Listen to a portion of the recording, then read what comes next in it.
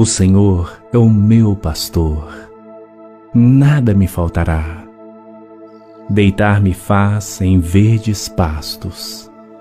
Guia-me mansamente a águas tranquilas. Refrigera minha alma.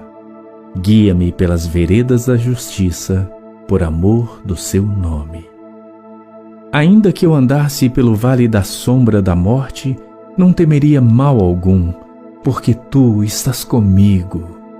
A tua vara e o teu cajado me consolam. Preparas uma mesa perante mim, na presença dos meus inimigos. Unges a minha cabeça com óleo, o meu cálice transborda.